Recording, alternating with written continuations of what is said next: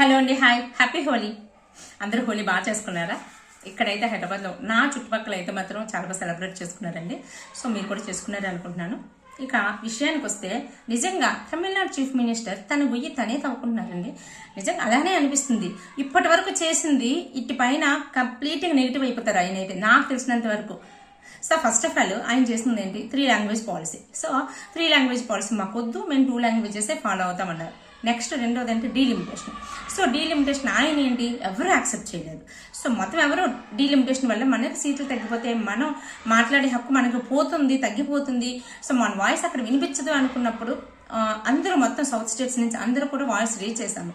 So ఇదైతే మాకు తగ్గదు అని చెప్పేసి అందరికన్నా ఆయన ఎక్కువ రీచ్ చేశారు. సో డీలిమిటేషన్ ఫైట్ చేయడంలో తప్పేం లేదు.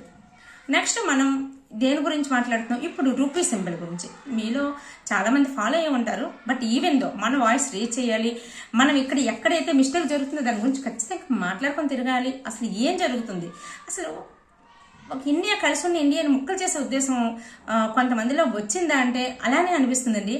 సో దీని గురించి మాట్లాడదాం. ఈ వీడియో మీకు నచ్చితే లైక్ చేసి షేర్ చేయండి, ఛానల్ సబ్స్క్రైబ్ చేసుకోవడం అస్సలు మర్చిపోద్దు. వీడియో అంత విన్న తర్వాత మీకు ఏమనిపించింది, మీ అభిప్రాయం ఏంటో కామెంట్ చేసి చెప్పండి. ఇప్పుడు ఫర్ ఎగ్జాంపుల్ మన తెలంగాణ చీఫ్ మినిస్టర్ కానీ లేదంటే ఆంధ్ర చీఫ్ మినిస్టర్ కానీ సడన్గా మాకు ఆ రూపీ సింబల్ వద్దు, తీసిపడేయండి, మేము ఒక నార్మల్ ఏదో పెట్టుకుంటాం, రానో రూ అనో ఏదో పెట్టుకుంటాం, మాకు ఇదే సింబల్ అంటాం. సో ఇలా సింబల్ అని పెట్టి ఏం చేస్తాను చెప్పండి? అసలు ఏం చేస్తావు? ఆ సింబల్తో ఏం చేసుకుంటావు? నువ్వేమన్నా ప్రత్యేకించి కరెన్సీ ప్రింట్ చేస్తావా? లేదు అంటే నీకంటూ నీ స్టేట్లో ఆ కరెన్సీ చలామణి అవుతుందా? సో ఒకవేళ చలామణి అయినా అది పక్క స్టేట్కి వెళ్ళి చెల్లుతుందా? దేని గురించి అని. సో దేని గురించి ఇది చేస్తున్నారు? First of all 3 language policy వద్దన్నారు. సో 3 లాంగ్వేజ్ పాలసీ ఎందుకు వద్దన్నారు? సో ఇప్పుడైనా కాదు, 1967 నుంచి కూడా వాళ్ళు ఫైట్ చేసిన తర్వాత చాలా మంది చనిపోవడం, ఈ లాంగ్వేజ్ భాష విధానం గురించి చాలా పెద్ద యుద్ధాలు అయ్యాయి. కాబట్టి అప్పటి నుంచి కూడా మేము 3 లాంగ్వేజ్ పాలసీ మేము ఫాలో అవ్వము అంటే 2 లాంగ్వేజ్ పాలసీ అంటే ఓన్లీ తమిళ్ అండ్ ఇంగ్లీష్ నేర్చుకుంటున్నారు. సో దానితో ఆగిపోయింది. ఇప్పుడు మళ్ళీ రీసెంట్గా నేషనల్ ఎడ్యుకేషన్ పాలసీ ప్రకారం కూడా కొత్త పాలసీలో కొన్ని రూల్స్ రావడం వల్ల అందులో మళ్ళీ 3 లాంగ్వేజ్ పాలసీ తీసుకొచ్చారు. అక్కడేంటి, హిందీ అనేది కంపల్సరీ కాదు, సో మీరు ఏ లాంగ్వేజ్ అయినా నేర్చుకోవచ్చు అని సెంట్రల్ గవర్నమెంట్ అంటుంటే, సో మీరు ఎలా అయినా చెప్తారు కానీ ఇండైరెక్ట్గా మా మీద హిందీ రుద్దడానికి ట్రై చేస్తున్నారు. కాబట్టి మాకు వద్దు, మేము ఫస్ట్ నుంచి ఇదే ఫాలో అవుతున్నాం కదా, మాకు అదే కావాలి అని వాళ్ళ పాయింట్ ఆఫ్ వ్యూ. సో అందుకని వాళ్ళ పాయింట్ ఆఫ్ వ్యూ అంటే స్టేట్ గవర్నమెంట్కి ఒక ఫ్రీడమ్ ఉంటుంది కదా, మేము చేయాలనుకునేది మేము చేస్తాం. హిందీ నేర్చుకోకపోవడం వల్ల మాకు ఎటువంటి ప్రాబ్లం లేదు. ఒకవేళ హిందీ కావాలి అని అనుకుంటే ఏ స్టూడెంట్ అని ఎక్కడ నేర్చుకుంటారు, వేరే లాంగ్వేజ్ ఎలా నేర్చుకుంటారు అలాగే నేర్చుకుంటారు. సో వేరే మదర్ టంగ్ నేర్చుకోమని మనం ఎందుకు అంతే ఇబ్బంది పడుతున్నారు అనే పాయింట్ రీచ్ చేస్తారు ఆయన. సో దానివల్ల మిగతా వాళ్ళ దగ్గర కూడా అంటే మిగతా వాళ్ళ ప్రజల దగ్గర వీళ్ళ దగ్గర అందరి దగ్గర కూడా ఇదే పదే చెప్పడం, వేరే పార్టీ వాళ్ళు కూడా స్టాలిన్ గారికి మద్దతు ఇవ్వడం. సో ఇది బ్రహ్మాండంగా ఉంది. అందరూ కూడా వాళ్ళు తమిళనాడు అంతా ఒకటే మాట మీద నిలబడ్డారు. సో వాళ్ళకి అదే కావాలని ఫైట్ చేస్తున్నారు. తర్వాత డీలిమిటేషన్ గురించి వచ్చింది. డీలిమిటేషన్ గురించి అందరూ వాయిస్ రేజ్ చేశారు. సో ఇది ఓకే. ఇప్పుడు ఇండియన్ రూపీ ఇప్పటికే స్టాలిన్ గారి మీద ఒక పాయింట్ అయితే రేజ్ అవుతుందండి. ఇది ఎప్పటి నుంచో ఉంది. ఏంటంటే దీనికన్నా ముందు అంటే 3 లాంగ్వేజ్ పాలసీ రాకముందు ఆయన చూడండి, మీరు ఒకసారి అబ్జర్వ్ చేస్తే డీలిమిటేషన్ రాకముందు 3 లాంగ్వేజ్ పాలసీ రాకముందు అప్పుడు కూడా ఒక పాయింట్ తీసుకొచ్చేవారు. ఏంటంటే సనాతన ధర్మం గురించి రివర్స్ వెట్టగారంగా మాట్లాడడం. వీళ్ళ కొడుకు డిప్యూటీ చీఫ్ మినిస్టర్ స్టాలిన్ గారు అబ్బాయి వెట్టగారంగా మాట్లాడడం, సనాతన ధర్మం గురించి చాలా తక్కువ చేసి మాట్లాడడం, ఇలాంటివి రేజ్ చేసి అదొక పాయింట్ కింద రేజ్ చేసి మాట్లాడేవారు. సో అప్పుడు అలాంటి సిచ్యువేషన్లోనే మనకి ఇక్కడ పవన్ కళ్యాణ్ గారికి ఆయనకి మధ్యలో కూడా చిన్నవి అంటే ఇలాంటి పాయింట్ సనాతన ధర్మం గురించి వాయిస్ రేజ్ చేసి పాజిటివ్గా మాట్లాడడం, ఆయన సనాతన ధర్మం గురించి నెగిటివ్గా వెటకారంగా మాట్లాడడం, ఇలాంటివి కూడా జరిగింది. అంటే దానికన్నా ముందు అంటే సెంట్రల్ గవర్నమెంట్ ఏం ఫాలో అవుతుందో దానికి ఆపోజిట్లో వెళ్ళాలి అని ఉన్నారు, అవునా? సో దీని తర్వాత ఇవన్నీ వచ్చాయి. దీనికన్నా ముందు అంటే సనాతన ధర్మం కన్నా ముందు సిచ్యువేషన్ ఏంటి అంటే స్టాలిన్ గవర్నమెంట్ అంటే డిఎంకే గవర్నమెంట్ అక్కడ లోకల్లో అంటే వాళ్ళు ఉన్న ప్రకారము అభివృద్ధిని కానీ లేకపోతే ఏదైనా సరే మిగతా ఎన్ని సిచ్యువేషన్స్లో కూడా గవర్నమెంట్ ప్రజల్ని మెప్పించలేకపోయింది, ఇంప్రెస్ చేయలేకపోయింది. సో వాళ్ళ నుంచి డీవియేట్ చేయడానికి వాళ్ళని ఆ డెవలప్మెంట్ వైపు కానీ లేదంటే క్వశ్చనింగ్ వైపు కానీ ఉండకుండా వాళ్ళని డీవియేట్ చేయడం కోసం సో ఇలాంటి పాయింట్స్ అన్ని సనాతన ధర్మాన్ని కొంతకాలం, ఇప్పుడు సనాతన ధర్మం అయిపోయింది, పక్కన పెట్టేస్తారు. సనాతన ధర్మాన్ని కొంతకాలం, తర్వాత 3 లాంగ్వేజ్ పాలసీ అని కొంతకాలం, తర్వాత డీలిమిటేషన్ అని కొంతకాలం. డీలిమిటేషన్ గురించి నేనైతే ఏమన్నాను, డీలిమిటేషన్ గురించి అని కొంతకాలం. మళ్ళీ ఇప్పుడు రూపీ సింబల్ని ఎలా చేంజ్ చేసేస్తారండి. సో రూపీని ఇంట్రడ్యూస్ చేసింది, ఇన్వెంట్ చేసింది ఒక తమిళియన్. అది కూడా ఇప్పుడు 2009లోని సెంట్రల్ గవర్నమెంట్ ఒక ప్రపోజల్ ఇచ్చింది.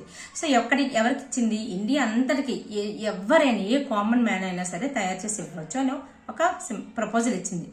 అప్పటి ప్రైమ్ మినిస్టర్ ఎవరు, మన్మోహన్ సింగ్. అంటే అప్పుడు 2014 నుంచి కదా బీజేపీ వచ్చింది. 2000 అప్పటి వరకు కాంగ్రెస్ గవర్నమెంట్ ఉండేది సెంట్రల్ గవర్నమెంట్లో. స్టేట్ గవర్నమెంట్ ఎవరిది ఉండేది, డిఎంకే ఉండేది. సో డిఎంకే ఉండేది. అప్పట్లోని ఎవరు ఉదయ్ కుమార్ ఆయన ఈయన ఏంటంటే ఐఐటి ముంబైలోని డిజైనింగ్లోని పీజీ చేశారు ఐఐటి ముంబైలో. ఇప్పుడు ఈయన ఐఐటి గౌహతిలోని assistant professor and designing HOD డిపార్ట్మెంట్లోని వర్క్ చేస్తున్నారు ఆయన. సో ఈయన ఉదయ్ కుమార్ గారు ఈయన ఆ రూపీ సింబల్ని ఇన్వెంట్ చేశారు. సో ఈ రూపీ సింబల్కి అర్థం ఏంటంటే ఆర్ అని ఉంది కదా. సో అది దేవనాగరి లిపి నుంచి, రోమన్ లిపి నుంచి తీసుకున్న ఆర్ అనమాట. దానిపైన ఉన్న 2 గీతలు కూడా స్టెబిలిటీకి, ఈక్వాలిటీకి సింబల్ ఇది. చూడండి, మీరు ఏ కరెన్సీ చూసుకున్నా సరే ఒక గీత ఉంటుంది, కొన్నింటికైతే 2 గీతలు ఉంటాయి. దాని మీనింగ్ ఏంటంటే వాటికి స్టెబిలిటీగా ఉండడం గురించి దాని మీనింగ్ అంట. సో అది అక్కడ జరిగింది, ఇక్కడ ఆయన చేశారు. ఈ ఉదయ్ కుమార్ గారు ఎవరు? సో ఈ ఉదయ్ కుమార్ గారు అప్పట్లో చెప్పాను కదా, స్టేట్ గవర్నమెంట్ డిఎంకే రూలింగ్లో ఉండదని. డిఎంకే రూలింగ్లో అప్పట్లో వాళ్ళ నాన్నగారు అప్పట్లో 1971-76 ఆ టైంలో మొత్తానికి ఆయన ఒక ఎమ్మెల్యే, డిఎంకే ఎమ్మెల్యే కొడుకు ఉదయ్ కుమార్ గారు. ఈయన 2009లో ప్రపోజల్ వస్తే 2010లోనే దీన్ని ఇస్తే 2010లో యాక్సెప్ట్ చేస్తారు. ఇది చాలా బాగుంది, ఇది అందరికి చాలా కన్వీనియంట్గా ఉంది, అర్థమయ్యేటట్టు అంటే గుర్తుండిపోయేటట్టు అని చెప్పి దీన్ని యాక్సెప్ట్ చేస్తారు. సో దీన్ని యాక్సెప్ట్ చేసే టైంలో స్టేట్ గవర్నమెంట్ ఎవరున్నారు, డిఎంకే ప్రభుత్వం ఉంది. మరి అప్పుడు ఎందుకు రిజెక్ట్ చేయలేదు? ఓకే, అప్పుడు రిజెక్ట్ చేయలేదు. లాస్ట్ ఇయర్ వరకు కూడా ఇదే రూపీ సింబల్ ఉంది కదా, మరి అప్పుడు ఎందుకు రిజెక్ట్ చేయలేదు?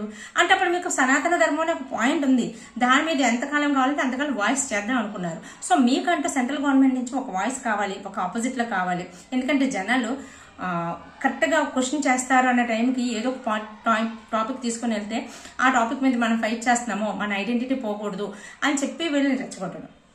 నాకు తెలిసినంత వరకు కూడా జనాలు అయితే అంతా తెలుగు తక్కువలు అయితే అనుకోవట్లేదు, ఏది మంచి ఏది చెడు, అసలు ఏం జరుగుతుంది, ఏది నిజం. సో డీలిమిటేషన్ గురించి మాట్లాడాము. అలాగే 3 లాంగ్వేజ్ పాలసీ గురించి అక్కడ లోకల్లో ఉన్న వాళ్ళు ఎక్కువ మంది ప్రజలు ఏం కోరుకుంటున్నారో అది చేయడంలో ఎటువంటి తప్పు లేదు. సో అక్కడ కూడా కొంతమంది యాక్సెప్ట్ చేసినా చేయకపోయినా ఏమో వాళ్ళకి వద్దు అనుకుంటే సో వాళ్ళందరూ అక్కడ ఉన్న ప్రజల అభిప్రాయం ప్రకారం. నెక్స్ట్ ఈ రూపీ సింబల్ని ఎలా మార్చేస్తారు? మార్చడమే కాదు, ఇప్పుడు రాబోయే బడ్జెట్ సింబల్కి రూపీ పెట్టాలి కదా, దానికి ఆ రూపీ సింబల్ తీసేసి తమిళ్ రూ అని పెట్టేసుకున్నారు. సో ఆ పెట్టడమే కాదు, ఒక వీడియో కూడా చిన్న వీడియో క్లిప్ బై ఇట్లాంటి వీడియో కూడా రిలీజ్ చేసేసారు. అంటే ఏం చేస్తారండి ఈయన? అంటే ఈ రూపీ సింబల్తో స్టేట్లోని రూపీస్ ప్రెస్ చేస్తారా? ఆర్బీఐ పర్మిషన్ తీసేసుకున్నారా? రాజ్యాంగం ప్రకారమే వెళ్ళారు. ఇది లీగలేనా? అసలు ఏ విధంగా అంటే స్టేట్ గవర్నమెంట్కి ఇలా ఎప్పుడు పడితే అప్పుడు రూపీ సింబల్ మార్చారు. ఒక నేషనల్ రూపీ సింబల్ అంటే మనం ఇండియా నుంచి పాకిస్తాన్కి వెళ్ళినా, ఇండియా నుంచి ఎక్కడికి పోయినా సరే, కెనడా పోయినా, అటు అమెరికా పోయినా, ఇటు ఎక్కడికి పోయినా సరే మనకంటూ ఇండియన్ రూపీ సింబల్ ఏంటి? సో నువ్వు తమిళ రూపీ సింబల్ చూపిస్తారా? అలాగే ఇప్పుడు నేను తెలుగు రూపీ సింబల్ చూపించాలా? అంటే ఏ విధంగా డబ్బుల్ని ముద్రించాలి, ఏ విధంగా డబ్బుల్ని ప్రింట్ చేసి మనకి ఇస్తారు? అసలు ఏ సిచ్యువేషన్స్, ఏ అధికారంతో మీరు చేంజ్ చేసేసారు? అంటే ఈ విధంగా దేశం అంటే మేము సెంట్రల్ గవర్నమెంట్తో ఫైట్ చేస్తాం, మాకు ఐడెంటిటీ కావాలి అని చెప్ప.